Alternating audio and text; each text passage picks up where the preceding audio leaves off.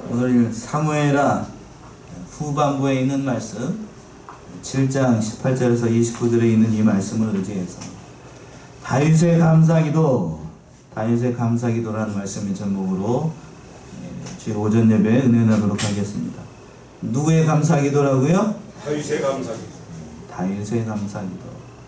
이 본문의 말씀은 지난 2주 동안에 살펴봤던 것처럼 나단 선지자를 통해서 들었던 그 하나님의 응답에 대한 다윗의 감사기도입니다.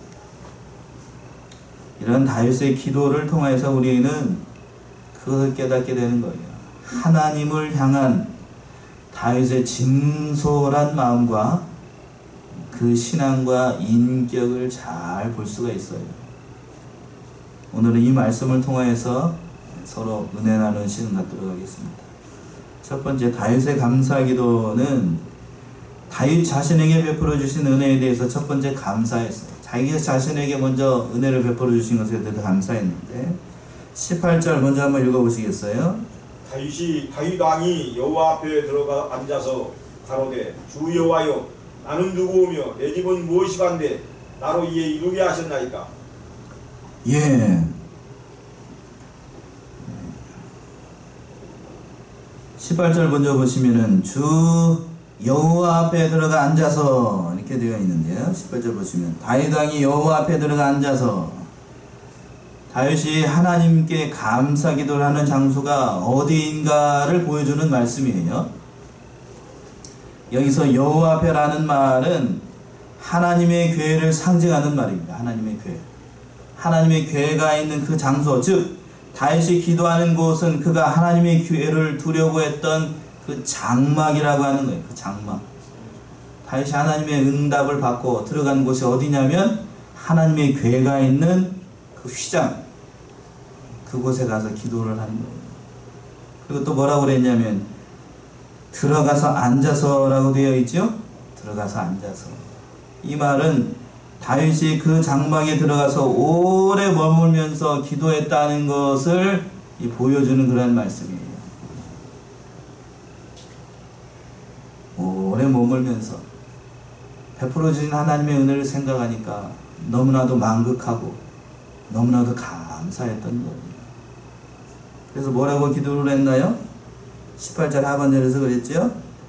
주 여호와여 나는 누구오며 내 집은 무엇이간데 나로 이에 이르게 하셨나이까. 이 다윗의 이 말은 다윗의 깊은 겸손을 보여주는 말씀이에요. 참 이 한마디 말씀을 통하여서 다윗이 어떠한 신앙과 인격을 가진 사람인가를 너무나도 잘 보여주는 그런 말씀이라고 해요. 다윗은 지금 하나님 앞에서 자신의 솔직한 그러한 심정을 다 털어놓고 있는 겁니다. 나는 비천한 자고 연약한 자고 내 집은 하나님 앞에 보잘 것이 없는데 하나님께서 자신에게 베풀어 주신 그 은혜를 생각하니까 감사할 따름이라는 거예요. 감사할 따름. 아무리 생각을 해봐도 도저히 자기 자신으로는 내가 아무리 생각을 해봐도 이러한 하나님의 은혜를 받을 만한 자격이 되지 못한다 라고 스스로 생각을 한 겁니다. 진실로 우리에게 임하는 하나님의 은혜가 그렇다라고 하는 거예요. 도저히 내 능력과 나의 모든 것을 봤을 때에는 이런 은혜를 받을 만한 자격이 되지 못한다고 하는 거예요. 하나님의 은혜를 받을 만한 자격이 되지 못하는 거예요. 하나님의 은혜가 자신에게 임하는 것에 대해서 너무나도 감사했던 겁니다. 다윗은 지금 자신이 그러한 솔직한 심정을 담아서 하나님께 기도하고 있는 거예요. 가장 아름다운 기도가 뭘까? 하나님께 잘하는 기도가 뭘까? 아름다운 기도가 뭘까를 생각해 보게 되면 우리는 보통 그렇게 생각해요. 아름다운 미사오고 전능하신 하나님, 영존하신 하나님, 천지에 무소부지하신 하나님, 이런 미사오를 넣어서 하나님께 기도하는 것이 아니라 내 진솔한 마음, 내 마음속에 있는 모든 것들을 다 담아서 하나님 앞에 진심으로 감사하고 찬송하는 거예요. 지금 이 한마디 말씀, 18절에 있는 이 한마디 말씀으로 하나님을 향한 다윗의 진솔한 마음을 다 알 수가 있어요. 내가 누구오며 나의 집이 누구이길래 하나님께서 이와 같은 은혜를 베풀어 줍니까? 라고 하는 이 고백을 통하여서, 이 한마디 말씀을 통하여서 하나님께서 사도행전에서 말씀하신 것처럼 내가 이새의 아들 다윗을 만나니 내 마음에 합한 자로다 라고 말씀하신 그 말씀의 의미가 무엇인지를 잘 볼 수 있는 말이에요. 그래서 또 19절처럼 또 다윗이 연속해서 기도합니다. 19절 한번 읽어보세요. 주 여호와여, 주께서 이것을 오히려 적게 여기시고 또 종의 집에 영구히 일을 말씀하실 뿐 아니라 주 여호와여 인간의 규례대로 하셨나이다. 예, 주 여호와여, 주께서 이것을 오히려 적게 여기시고, 예, 여기서 좀 끊어서 보셔야 되는데, 이것을 오히려 적게 여겼다라고 하는 이 말은 다윗의 현재 자신을 이스라엘의 왕으로 세워준 은혜만으로도 감사할 따름이다 하는 거예요. 그렇죠? 하나님께서 이것을 오히려 적게 여기시고 라는 말은 나를 은혜로 목동의 신분의 사람을 뭘로요? 이스라엘의 주권자 왕으로 삼아준 것만으로도 감사할 따름인데 오히려 더 큰 은혜를 지금 다윗에게 약속하고 있다는 그 말씀을 듣고 다윗이 이렇게 고백을 하고 있는 겁니다. 어떠한 은혜를 베풀어 줬는데 하나님께서 미래에 어떠한 일을 얘기를 했어요. 그 말씀이 중반절에 있는 말씀이에요. 또 종의 집에 영구히 이를 일을 말씀하실 뿐 아니라 미래에 하나님께서 다윗에게 어떠한 은혜를 베풀어 주실까를 하나님께서 지난주에 살펴봤던 것처럼 그렇게 얘기를 해주셨다. 다윗의 후손을 통하여서 왕통이 끊어지도록 함께 하실 것이고 그 후손 가운데 누가 나도록 하시겠다고 약속하셨죠? 예수 그리스도가 나게 하실 것이다. 메시아가 너를 통해서 이르게 될 것이다. 나게 될 것이다. 라고 하는 것에 대해서 이것에 대해서 다윗이 감사하고 있는 거예요. 그리고 19절 문제의 구절이 나오게 되는데 그래서 19절 맨 끝에 하반절에서 보시면 뭐라고 되어 있냐면 주 여호와여 인간의 규례대로 하셨나이다. 이게 무슨 말일까? 이 말씀의 해석을 놓고서 많은 논쟁이 있습니다. 인간의 규례가 무엇을 의미하는지를 놓고서 신학자들마다 여러 가지로 해석을 합니다. 그래서 우리 개역 성경은 이거를 뭐라고 번역을 했냐면 이 말씀처럼 인간의 규례대로 하셨나이다 이렇게 번역을 했는데 이걸 히브리어 원어로 보게 되면 인간의 규례는 아담 토라예요. 아담 토라. 인간의 규례가 뭐라고 히브리어 원어로 아담 토라예요. 토라는 율법 또는 교훈 이 말씀처럼 규례라는 말이고 아담은 여러분들이 아는 아담 그 아담을 얘기를 하는 겁니다. 그러니까 아담의 토라 이걸 조금 의역하게 되면 뭔가 하면 범죄한 아담에게 주신 말씀이라는 뜻이에요. 뭐라고요? 범죄한 아담에게 주신 말씀. 범죄한 아담에게 주신 말씀이 뭐지요? 방금 얘기했어요. 뭐라고요? 여자의 후손. 여자의 후손. 지금 다윗은 자신에게 베풀어진 하나님의 은혜를 너무나도 감당을 했으니까 성막 안에 들어가 가지고 나단 선지자를 통해서 그 하나님 말씀에 깊이 감사하면서 깊이 묵상하면서 기도했다가 놀라운 진리를 깨닫고 그 지혜 되신 분을 직접 어떻게 했을 것 같아요? 보게 된 거예요. 보게 된 거. 그래서 다른 성경 번역에서는 어떻게 되어 있냐면 이 번역을 어떻게 번역을 했냐면 맨 마지막 번역을 이렇게 했습니다. 뭐라고 번역을 했냐면 이것이 어찌 사람에게 주실 교훈이겠습니까? 라고 번역을 했어요. 감히 사람이 받을 수 없는 교훈이라는 거예요. 사람이 받을 수 없는 말씀이라는 거예요. 즉 자기 자신은 이러한 은혜와 이러한 말씀을 받을 자격이 되지 못한다는 그런 고백이라는 거예요. 그 놀라운 지혜, 놀라운 진리를 다윗이 어디 가서 발견을 했어요? 성막 안에서 하나님 앞에 감사의 기도를 드리다가 그 지혜 되신 분, 다윗의 혈통으로 오실 그 메시아 되시는 그리스도를 보게 된 거예요. 시편 110편 4절과 5절에서 한번 읽어보시겠어요? 시편 110편 4절 5절.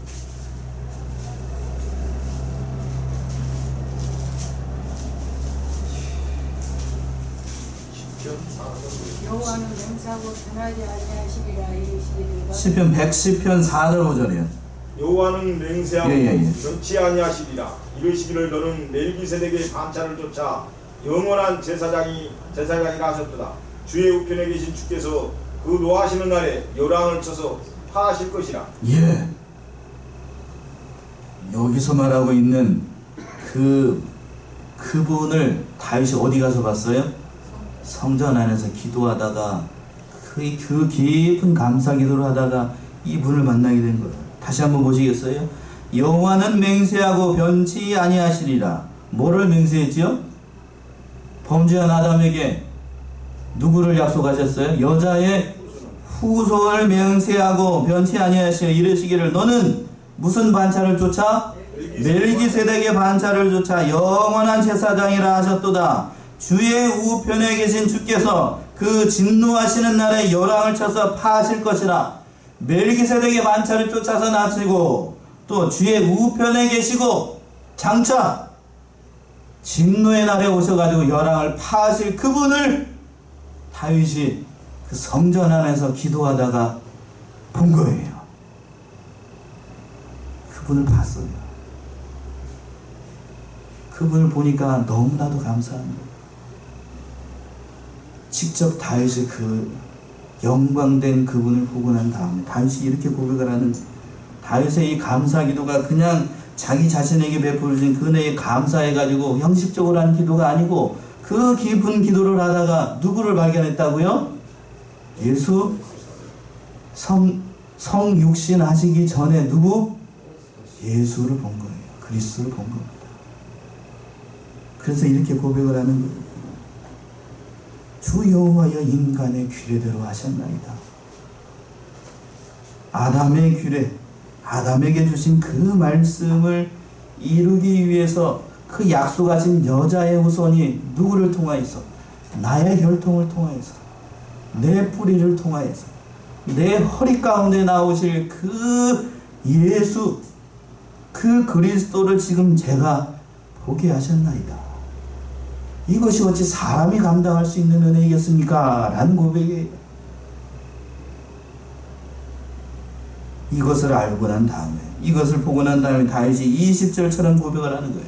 20절 읽어보세요. 20절. 주 여호와는 종을 아시오니 다윗이 다시 주께 무슨 말씀을 하오리까? 그 은혜를 경험하고 나니까 다윗이 너무나도 놀란 거예요. 그래서 20절처럼 얘기를 하는 겁니다. 주 여호와는 종을 아시오니 다윗이 다시 주께 무슨 말을 하리오리까?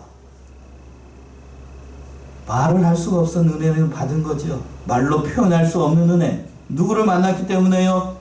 그리스도를 만나고 나니까, 그 예수 그리스도를 만나고 나니까, 다윗이 오실 그 예수 그리스도를 만나고 나니까 무슨 말을 해야 될지를 다윗이 몰랐던 거예요. 내가 무슨 말을 해야 될지, 어떻게 이렇게 나에게 이런 은혜를 주십니까? 라고 고백을 하는 거예요. 왜? 하나님께서 나에게 이러한 은혜를 베풀어 주시고 나의 후손에게 이러한 복을 주시는지를 다윗은 이해할 수가 없었던 거예요. 그래서 이렇게 얘기를 하는 겁니다. 다윗이 다시 주께 무슨 말을 하겠습니까? 너무나도 기쁜 일을 만나게 되고 너무나도 내가 감당할 수 없는 은혜를 만나게 되면 사람들이 말을 잃어요. 말을. 지금 다윗이 그러한 규칙경에 이런 거예요. 다윗의 심정, 하나님 앞에 깊은 감사 기도를 했다가 그리스도를 발견했을 때의 다윗의 기쁨과 감사와 환희, 이때 받았을 다윗의 심정을 여러분들이 이해를 하시나요? 아멘. 아멘이신가요? 그 은혜를 지금 다윗이 이런 기도로 표현하고 있는 거예요. 어떻게 나에게 하나님께서 이러한 은혜를 베풀어 주셨는가? 나를 왕으로 삼아주신 것만 해도 감사할 따름인데 장차 내 후손을 통하여서 인간을 구원하실 그리스도로 가나게 하신다고 하니 능히 감당할 수 없는 은혜라는 사실을 깨닫고 다윗이 이렇게 기도를 하는 겁니다. 그래서 21절처럼 또 기도를 하는 거예요. 21절 읽어보세요. 주의 말씀을 인하여 주의 뜻대로 이 모든 일을 행하사 주의 종에게 알게 하셨나이다. 예, 그래서 얘기를 하는 겁니다. 주의 말씀을 인하여 주의 뜻대로 이 모든 큰 일을 행하사, 이 모든 큰 일은 뭘까요? 누구를 통하여서 인간을 구원하실 큰 일? 그리스도를 통하여서 하실 큰 일을 주의 종에게 알게 하셨다고요. 하나님을 발견하고 그리스도를 발견하여서 이 분을 통하여서 이스라엘을 구원하고 모든 인간을 구원하실 그 일을 누구에게 알게 해주셨다고요? 다윗에게 알게 해주신 것, 나에게 알게 해주신 것에 대해서 다윗이 감사한 거예요. 왕이 된 것을 감사한 게 아니고 누구를 발견한 것? 그리스도를 발견한 것. 그것이 말할 수 없는 은혜였다라고 하는 거예요. 그것을 보고 다윗이 이렇게 기도한 거예요. 그리고 또 그 예수 그리스도를 통하여서 이스라엘에게 베풀으신 하나님의 은혜를 보고 감사했습니다. 그 말씀이 22절에서부터 24절에 있는 말씀인데 먼저 22절 한번 읽어보세요. 22절. 여호와 하나님이여 이러므로 주는 광대하시니 이는 우리 귀로 들은 대로는 주와 같은 이가 없고 주 위에는 참신이 없음이니이다. 예. 첫 번째로 주는 뭐 어떠한 분이라고 얘기를 하냐면 주는 광대하신 하나님이라는 거예요. 광대하신 하나님. 다윗이 이제 하나님을 찬송하고 있어요. 그 광대하신 하나님이 천지를 창조하시고 그 하나님이 모든 신들보다 뛰어나신 하나님. 그 19절 21절에서 그랬죠. 22절에서 우리가 귀로 들은 대로 주와 같은 이가 없고 주 외에는 어떠한 신이 없어요? 참신이 없다라는 그런 고백을 하는 거예요. 이 말씀이 무슨 의미겠어요? 하나님밖에, 이 세상에서 하나님밖에 우리가 섬길 신이 없고 하나님만이 참신이라는 고백이에요. 다윗은 그 광대하신 하나님을 깨닫고 우리가 귀로만 들었던 그 하나님이 우리 하나님 이스라엘의 하나님이 되어주신다는 것에 대해서 깊이 감사를 드리고 있었던 그 하나님께서 또한 이 백성 이스라엘을 택해서 구속하여 주신 것에 대해서 감사하고 있습니다. 그 말씀이 23절에 있는 말씀입니다. 땅에 어느 한 나라가 주의 백성 이스라엘과 같으리이까 하나님이 가서 구속하사 자기 백성을 삼아 주의 명성을 내시며 저희를 위하여 큰 일을 주의 땅을 위하여 들어온 일을 애국과 열국과 그 신들에게서 구속하신 백성 앞에서 행하셨사오며. 예. 이스라엘을 택해서 구속하여 주신 그 은혜에 대해서 감사하는 겁니다. 그래서 뭐라고 그랬어요? 땅에 어느 한 나라가 주의 백성 이스라엘과 같으리이까. 이스라엘과 같이 그런 은혜를 받은 나라가 이 세상에서 없어요. 하나님께서 직접 가다라고 그랬죠? 23절에서 그랬잖아요. 하나님이 가서 구속하사, 하나님이 인간처럼 어디까지 갔어요? 직접 애국까지 가가지고 10가지 재앙을 통하여서 이스라엘 백성들을 건져냈어요. 직접 가가지고 그 구원하신 그 구원의 하나님, 거기서만 끝났나요? 가나안 땅으로 인도해가지고 모든 열국들을, 그 모든 우상들을 섬기는 왕들을 다 쓸어버려 가나안 땅을 주시고 지금 이제 가나안 땅에서 영원히 뿌리박고 살아갈 수 있는 은혜를 지금 주시겠다라고 다윗에게 언약을 통해서 말씀하고 있어요. 그러한 은혜를 받은 나라, 그러한 구속의 은혜를 받은 나라가 세계에 어디 있겠느냐는 거예요. 진실로 모든 세계 역사, 모든 역사를 봤을 때에도 이스라엘과 같이 하나님의 은혜를 받은 나라가 없어요. 그런 민족이. 그 은혜를 깨달았던 다윗이 하나님 앞에 자신의 백성들을 구속하여 주신 그 구속의 하나님께 감사하고 있는 거예요. 그리고 그 하나님이 자신들의 하나님이 되어주는 것에 대해서 감사하고 있어요. 그 말씀이 24절에 있는 말씀. 24절이요. 주께서 주의 백성 이스라엘을 세우사 영원히 주의 백성을 삼으셨사오니 여호와여 주께서 저희 하나님이 되셨나이다. 예, 우리를 구속하여 주시고 그 하나님이 24절 하반절에서 그랬죠. 주께서 저희 뭐가 되어주셨다고요? 하나님이 되어주셨다. 14절에서는 뭐라고 되어 있었어요? 지난 시간에 살펴봤던 것처럼 14절 한번 읽어보세요. 나는 그 아비가 되고 그는 내 아들이 되리니 저가 만일 죄를 범하면 내가 사람 막대기와 인생 채찍으로 징계하려니와. 예. 지난주에서는 그 하나님이 나의 아버지가 되어 주신다라고 했는데 24절에서는 그 하나님께서 그 주님께서 우리의 하나님이 되어 준다는 거예요.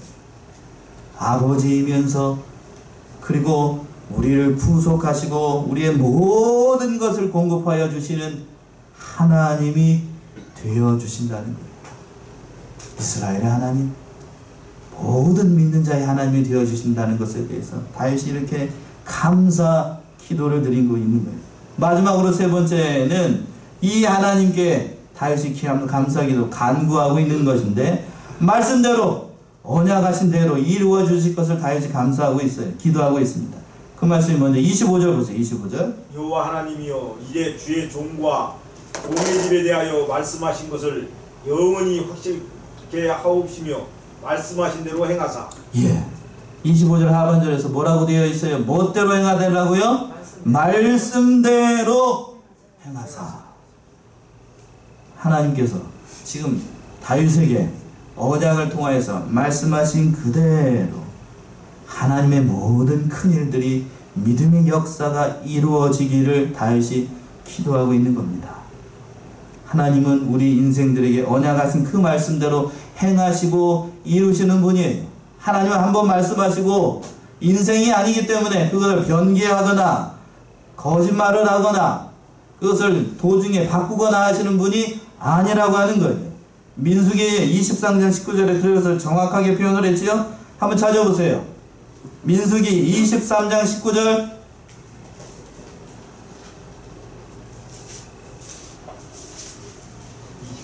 23장 19절이요.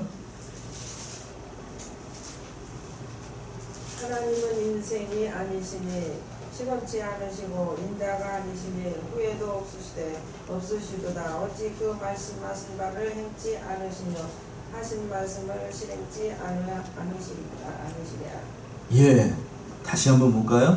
하나님은 뭐가 아니시니? 인생이 아니시니 시건치 아니하시고 인자가 아니시니 뭐가 없으셔요? 후회가 없으시도다. 어찌 말씀하신 바를 행치 않으시며 하신 말씀을 실행치 아니하시리까. 다윗이 지금 이 말씀을 붙잡고 기도하고 있는 거예요. 하나님은 반드시 말씀하신 대로 이루시고 그 모든 것을 이루실 하나님의 그 말씀을 붙잡고 기도하고 있는 겁니다. 우리가 신앙을 유지할 수 있고 우리가 하나님 앞에 기도할 수 있는 것은 이 말씀을 붙잡는 거예요. 하나님께서 말씀하셨기 때문에 하나님의 말씀을 붙잡고 우리가 기도할 수 있는 거고 우리가 신앙생활을 할 수 있는 것도 하나님의 말씀이 있기 때문이에요. 다윗은 지금 그 말씀대로 이루어지기를 기도하고 있는 겁니다. 두 번째는 뭐라고 기도하고 있냐면 26절에서 보시면 하나님의 이름, 주의 이름이 높아지게 해달라고 기도하고 있어요. 26절 읽어보세요. 사람으로 영원히 주의 이름을 높여 이루기를 만군의 여호와는 이스라엘의 하나님이라 하게 하옵시며 주의 종 다윗의 집으로 주 앞에 견고하게 하옵소서. 예, 주의 이름이 높아지게 해달라. 인간이 하나님 앞에 기도해야 될 모든 기도의 목표가 여기 있다라고 봐요. 누구의 이름이 높아지는 것? 하나님의 이름이 높아져야 돼요. 하나님의 이름이 높아져야 그 모든 은혜를 주시는 것도 그 하나님으로 말미암아 가능하기 때문에 하나님께 모든 영광을 올려드리고 있는 거예요. 다윗이. 사도 바울도 마찬가지였어요. 고린도전서 10장 31절에 이렇게 얘기를 했습니다. 뭐라고 얘기를 했냐면 그런즉 너희가 먹든지 마시든지 무엇을 하든지 다 누구의 영광을 위하여서 하라? 하나님의 영광을 위하여서 하라. 하나님의 영광이 첫 번째라고 하는 거예요. 우상의 제물을 먹을지 먹지 않을 것인지 그것이 과연 우상을 제물을 먹는 것이 그것이 하나님의 영광이라고 하면 먹을 수 있다는 거예요. 이 말씀의 뜻이 뭘까요? 우상을 먹는 것이 하나님의 영광을 위한 걸까요? 아니라고 하는 거예요. 그러니까 우상의 제물을 먹으면 된다고요? 안 된다고요? 안 된다는 얘기예요. 그리고 또 우리 예수님께서도 우리 주기도문을 통해서 여러분들 예배를 끝날 때마다 주문처럼 외우고 있는 그 주기도문에서 뭐라고 그랬냐면 맨 처음에 어떻게 얘기를 하고 있죠? 한번 해볼까요? 하늘에 계신 우리 아버지여 이름이 거룩히 여김을 받으라고 있어요. 우리 예수님께서 첫 번째 주기도문을 가르쳐 주실 때 하나님의 이름이 거룩하게 되는 것, 그리고 맨 마지막에 대개로 시작하는 말 뭐라고 끝나고 있죠? 대개, 나라와 권세와 뭐가요? 영광이 아버지께 영원히 있사옵니다. 하나님의 영광을 생각했던 거예요.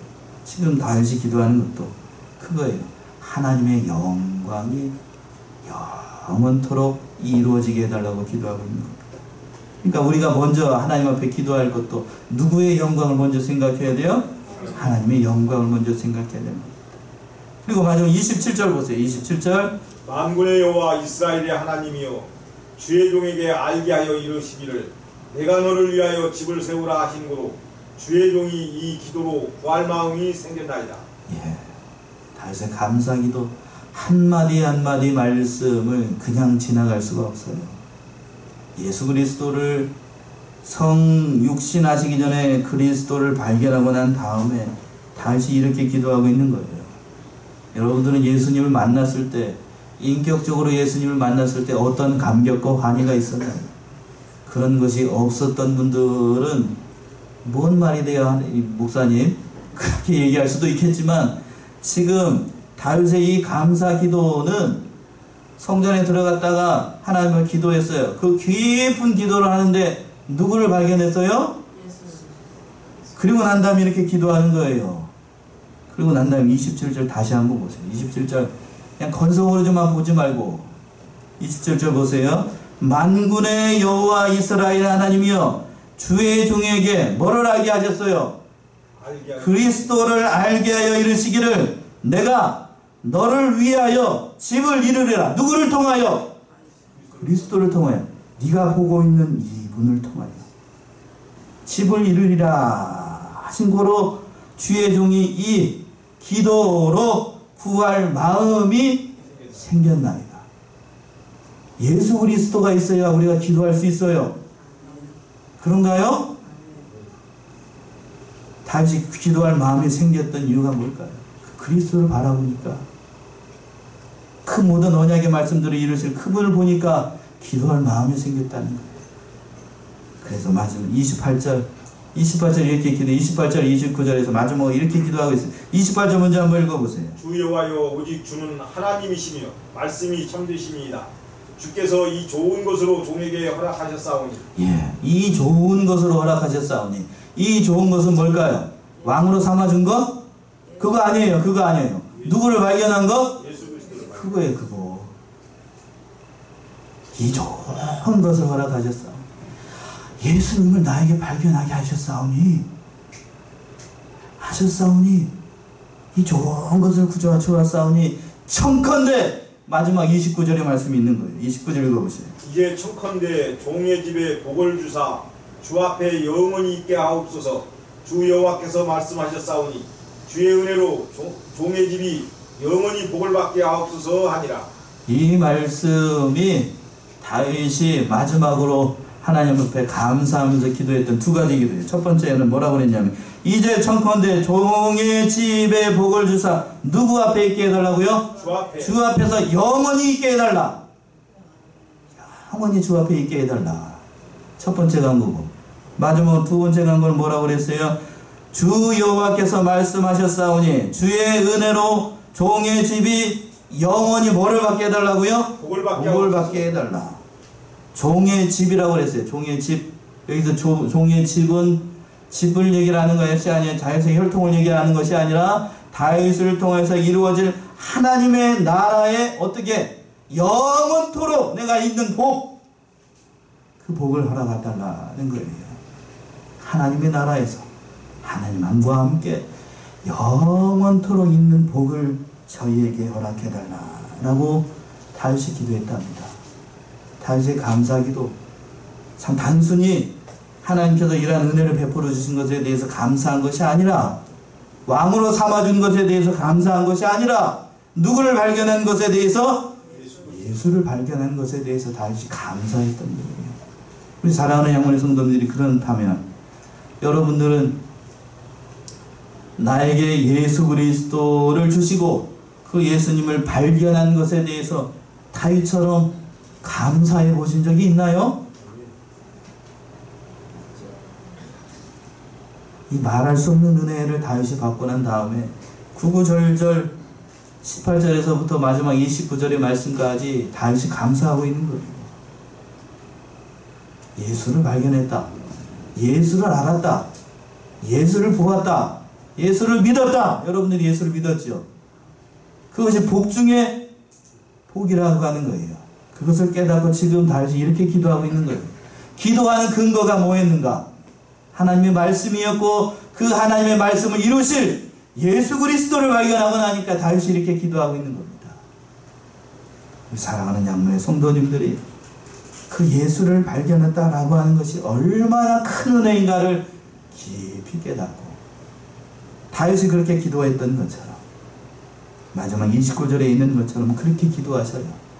뭐라고요? 다시 한번 우리 합독합시다. 29절 합독하고 말씀을 마치도록 하겠습니다. 29절 시작. 이제 청컨대 종의 집에 복을 주사 주 앞에 영원히 있게 하옵소서. 주 여호와께서 말씀하셨사오니 주의 은혜로 종의 집이 영원히 복을 받게 하옵소서 하니라. 다윗이 기도했던 그 기도, 다윗의 후손으로 오실 그리스도를 통하여서 이루어질 그 나라에서 영원토록 누구와 함께? 하나님과 함께, 그리스도와 함께, 그의 백성들과 함께 영원히 거할 것을 다윗이 기도하고 있었다라고 하는 겁니다. 이러한 기도가 다윗의 기도뿐만 아니라 저와 여러분들의 기도가 되어서 진심으로 하나님 앞에 모든 것을 감사하시고 그런 은혜와 그런 복을 누려나가시는 저와 여러분들이 다 되시기 바랍니다. 기도하겠습니다.